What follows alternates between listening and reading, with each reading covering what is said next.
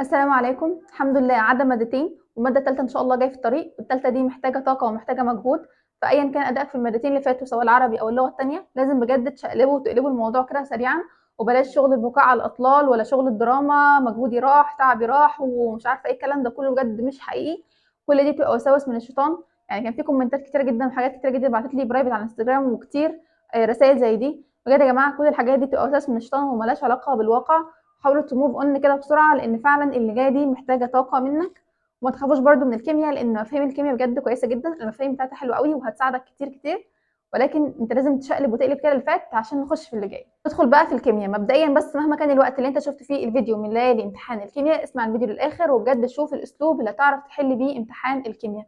يعني لما تسمع الفيديو للاخر هتعرف اسلوب الامتحان بيبقى جاي ازاي وايه الاسلوب اللي تعرف تذاكر بيه. فمهما كان الوقت اسمعوا، وهقول لكم في الاول انا عملت ايه وايه اللي حصل معايا، وبعد كده هحط لكم جدول وزي ما انتم عارفين مش بالضروره تمشوا عليه بس من وجهه نظري هو جدول مناسب. وعلى فكره يا جماعه المواد العلميه لو بجد اديتوا لها حقها تتقفل عادي جدا وان شاء الله بس التصحيح بتاعكم يبقى مظبوط ويكون عادل في النقطه دي. بالنسبه بقى ليا لما جيت اراجع الكيمياء كان في طبعا فيديوز نازله بس انا ما كنتش محتاجه اسمع الفيديوز دي، فقلت ان انا هضيع وقتي كده. قلت بس همر على المنهج، يعني اجيب الكتاب كده بتاع الشرح وامر على المنهج اشوف الحاجات اللي واقعه مني. والحمد لله برده كنت حاسه ان انا مش محتاجه امر على المنهج، كنت فاكراه ومش محتاجه ابص عليه، كنت بس محتاجه ان انا اقعد احل وبس. وده طبعا بسبب الجداول اللي انا كنت عملتها قبل كده وان انا كنت بحلها كل يوم، بس طبعا خلاص اللي فات فات.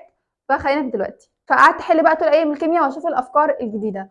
ووجهه نظري يا جماعه بجد خصوصا بعد ما انتوا حليتوا الشامل وشفتوا كميه الاخطاء اللي كانت ممكن تجي لكم مثلا في الكيمياء وقد ايه محتاجه شخص بيحل ال 24 ساعه حرفيا. فاعتقد انتوا مقتنعين جدا الكيمياء يعني محتاجه حل مكثف عن اي ماده تانية. لان هي فعلا انت مهما تكون مذاكرها كويس افكار الاسئله بتاعتها يعني محتاجه شخص متقن، يعني متقن قوي، يعني ومش متقن منهج لا متقن حل كمان. بصوا بقى دلوقتي انتوا عندكم بقيه الثلاث والاربع والخميس والجمعه والسبت، ده وقت كافي جدا جدا انك تتقن الماده قوي. وطبعا انت تعرف مستواك في الكيمياء من بعد امتحان اللغه الثانيه بعد ما ترجع وتخلص وترمي كل حاجه تخص الماده دي وخلاص خلصنا منها.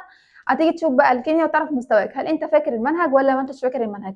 لو انت فاكر المنهج اعمل زي كده بالظبط اللي هو ادخل في الحل على طول واستثمر وقتك في الحل الكتير المكثف. لو مش فاكر المنهج امشي بقى على الجدول اللي انا هقوله لك ده. الجدول بقى اللي انا شايفه وجهه نظري ان هو مناسب، وبصراحه انا لو مكانكم هعمل كده. وما ينفعش اصلا تاخروا اكتر من كده علشان تلحقوا ان انتوا تحلوا بكم كبير وتضمنوا فعلا الماده. عندكم ان شاء الله بقيه يوم الثلاث ويوم الاربع، حاولوا بقدر الامكان في اليومين دولت ان انتوا تراجعوا فيهم منهج الكيمياء، والمراجعه بتبدا من ورا لقدام عشان الورا بيكون الجزء الاتقل والجزء الاهم والجزء اللي بيجي عليه اكبر الاسئله. يعني مثلا العضويه بيجي عليها اسئله كتير جدا وهي الجزء الاتقل والجزء الاهم. فمراجعه الكيمياء بتبدا من ورا، يعني مثلا تبدا بالعضويه الاول بعد كده تنزل على الكهربيه بعد كده التحليل والاتزان وهكذا. لو من ورا لقدام تحاول بقدر الامكان انك تحط لك ليميت معين ان هو الثلاث يوم الاربع انك تخلص الكم ده فيه. طبعا انا مش بقول لكم ان انتوا ايه تذاكروا، انا بقول لكم انتوا تراجعوا وتراجعوا مراجعه سريعه ومش عايزاكم تمطلوا قوي في الكيمياء ومراجعتها لان المفاهيم بتاعتها فعلا حلوه ومذاكره الكيمياء هي اصلا حل. فمعنى ان انا حاطط لكم نص يوم الثلاث ويوم الاربع ده معناه ان انا مش عايزاكم تبذلوا مجهود كبير قوي في المذاكره على قدر ما انا عايزاكم تبذلوا مجهود الاكبر في الحل. اكيد انتوا فاهمين قصدي. وما تقلقوش يا جماعه من موضوع ان انا مثلا طب انا متاخر او انا ما حلتش كتير وفي ناس خلصت او حلت وهكذا زي او زي حد تاني. وطالما اصلا انت استدركت اللي انت فيه فربنا اصلا بيعينك. يعني مثلا عندي في الكليه بجد تقريبا انا اخر واحده بخلص اي حاجه ده اذا خلصت اصلا وبروح امتحن والدنيا تمشي عادي. مش موضوعنا هو مش موضوعنا دلوقتي، ولكن عايزه اقول لكم ان عشان بتجاهل بس الجانب النفسي في الكليه تماما. انا عايزه اقول لكم طالما استدركت او ادركت الموقف اللي انت فيه ربنا فعلا هيعينك. عندنا بقى الخميس والجمعه والسبت ده حل بس وحل شامل، وممكن مثلا تاخدوا نص يوم الخميس لو انتوا مثلا ما كنتش خلصتوا مذاكره حاجه، او احسن بلاش الاحسن بلاش بجد تخشوا في الحل هيبقى افيد ليكم من الخميس والجمعه والسبت حل بس وحل شامل كيمياء. وانت بتحل الكيمياء خلي جنبك المفاهيم وتعلم ازاي تستغلها وتعلم اماكن كل حاجه، واظن قايلكم الكلام ده من زمان جدا اصلا من ايام المراجعه قبل كده. فطبعا المفاهيم تبقى جنبك وتعلم ازاي تستغلها وتعلم كل الاماكن وكل حاجه فيها عشان تعرف تطلعها بسهوله جدا في الامتحان ان شاء الله. فانت تحلوا المفاهيم جنبك وتحلوا من كتاب الامتحان. انا من وجهه نظري ان شوامل كتاب الامتحان او بوكليتات بتاعته بجد اهم بوكليتات انتوا ممكن تحلوها.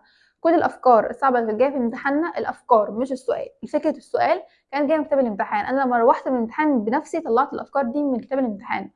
فانا بجد شايفه ان وكمان هو بيبقى حتى لو مش نفس السؤال او مش نفس الافكار او اي حاجه، هو بيبقى صياغه اسلوب الكتاب بتبقى اقرب صياغه لامتحان اخر السنه. يعني سرد الاسلوب ذات نفسه اقرب حاجه بجد لامتحان اخر السنه. يعني بجد كتاب الامتحان بيبقى كتاب اكتر من رائع في خصوصا في المواد العلميه في كل المواد، بس عن المواد العلميه بالذات او الكيمياء بالذات كنت حسيت فرق شاسع فيه عن اي كتاب تاني. ودلوقتي ممكن حد مثلا يقول لكم ان انا معايا كتاب مندليف وما خلصتوش. انا برضه ما كنتش خلصت كتاب مندليف على فكره، وكنت جبت بوكليتات الامتحان وقعدت احل فيها. يعني ما كنتش خلصت مندليف بس كنت جبت الامتحان عشان عارفه ان هو افيد وانفع. فطبعا دي حاجه ترجع لك لو مش عايزين تحلوا كتاب الامتحان، بس انا لو مكانكم هحل كتاب الامتحان حتى لو كتابي ما خلصش وما قلتش اشتروا الكتاب، انا قلت خدوا البوكليتات وحلوها. يوم السبت بقى ان شاء الله اللي هو ليله الامتحان تحل الامتحان التجريبي لو انت كنتش حليته، وامتحان السنه اللي فاتت بتاعنا لو انت ما حليتوش، والسنه اللي قبلها لو انتم برده ما حليتوش. ولو عاوز تراجع مثلا على الاخطاء ممكن تراجع الاخطاء اللي جات لك مثلا في حل الشوامل الاخيره اللي انت حليتها في الكام يوم دول، اللي هو حل الشوامل الاخيره. وعاوز اقول لكم على حاجه مهمه جدا، مهما كانت اخطائك مثلا حتى لو في ليله الامتحان برده مش بتبقى مقياس لاخر السنه. في الامتحان افتكر ان انا كنت وصلت الليفل عالي جدا من الكيمياء، برده كنت غلطت غلطتين او حاجه او ثلاثه تقريبا في بوكلت، وبعدين في اخر السنه كنت قفلت والدنيا قشطه جدا يا جماعه. في فيديوهات على فكره ممكن تنزل اللي هو حل اسئله، بس بتكون اسئله مثلا صعبه شويه او اسئله فيها افكار شويه، مستر خالد صقر او مستر عبد الجواد ايا كان منهم. في واحده صاحبتي كانت اتفرجت عليهم طبعا، كانت بتوقف الفيديو وتحل بايديها وبعد كده تشغل الفيديو وتاني تسمع اجابه السؤال. فايا كان ادائك سواء كنت حليت لوحدك الشامل او حليت على اليوتيوب، ايا كان المهم بالنسبه لي انت بتحل. اظن دلوقتي انتوا فهمتوا ازاي اسلوب الكيمياء بيمشي، وارجوكم تسمعوا الكلام علشان ما تضيعوش حاجه زي ديت. والكيمياء ممكن تقفل عادي جدا، بس اديلها مجهودها واديلها حقها. بس كده وصلنا اخر فيديو بتاع النهارده. عاوزه اقول لكم يا جماعه انا بجد انا زيكم بمتحن والله، يعني تقريبا كل الناس خلصت امتحانات ما عدا انا وانتم وثلاثه اخرين كده معانا. واشوفكم ان شاء الله في فيديو جديد، وان شاء الله كده يا رب اخلص امتحاناتي انا كمان. ما تنسوش تحطوا لايك للفيديو وسيبوا رايكم في كومنت. ربنا يوفقكم. باي باي.